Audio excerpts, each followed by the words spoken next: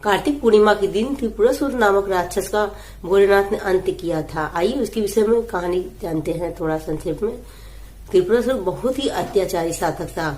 सारे देवतागण उससे परेशान हो गए थे। पुत्र ज्येष्ठ पुत्र कार्तिकेय जो देवताओं के सेनापति थे, तारकासुर का उन्होंने वध किया था।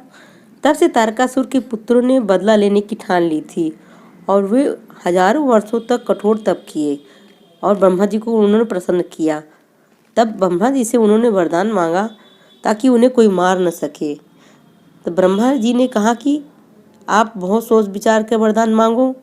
तो उन्होंने उनसे 3 पुरियों 3 राज्य का वरदान मांगा। उन्हें विश्वकर्मा द्वारा निर्माण करके 3 पुरियों का निर्माण करके दिया गया। तारकाच को स्वर्णपुरी, कामलाच को रजतपुरी मिला और बिंदुमाली को तामपुरी मिला। इन तीनों को जो अपने अपने अलग पुरियों में रहने लगे। इनका अत्याचार बहुत ज्यादा बढ़ गया था। देवता सब परेशान हो गए थे। यहाँ तक इन्होंने देवताओं को भी उनके लोक से बाहर निकाल दिया था। जहाँ भी सज्जन पुरुष या घमन होता था सभी में ये बाधा पहुंचाते थे। देवता लोग इससे परेशान हो गए थे एकदम। तब उन्होंने प्रण किया कि अब भोलेनाथ ही सहारा है, हम लोग उनसे ही सबके विनती करते हैं।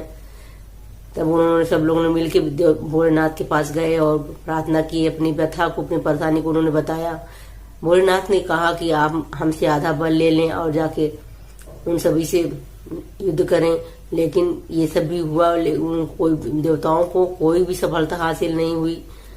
तब अंत में भोलेनाथ ने त्रिपुरासुर का भस्म कर दिया। अपने पिनाक धनुष की बाणों से उसको भस्म कर दिया।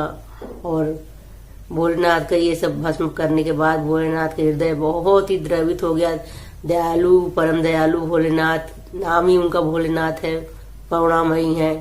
वे बहुत ही हल्के से पूजा पाठ से ही प्रसन्न हो जाते हैं, इसीलिए तो उन्हें भोले भंडारी कहा गया है।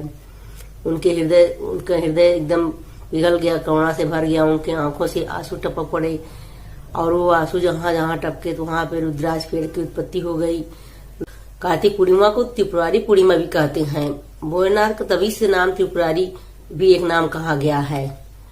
कार्तिक पूर्णिमा के दिन भगवान विष्णु जी की आप विधि विधान से पूजन करें, व्रत रखें, विष्णु सहस्त्र नाम पढ़ें और गंगा जी के किनारे ओम नमः शिवाय का जाप करें। गंगा जी से स्नान करें सुबह उठकर और गंगा जल लाके अपने घर पर गंगा जल कर रखें। ऐसी मान्यता है कि 33 करोड़ देवता की आप जो है आशीर्वाद आपको मिलता है।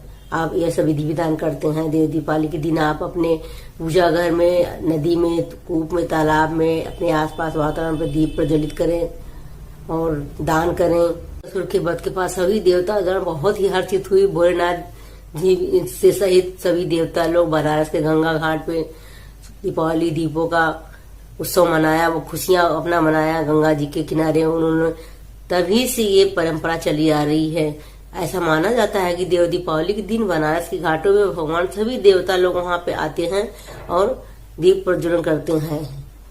सदियों से यह परंपरा चली आ रही है। आध्यात्मिक धार्मिक दृष्टि से बहुत ही महत्वपूर्ण पर्व माना जाता है।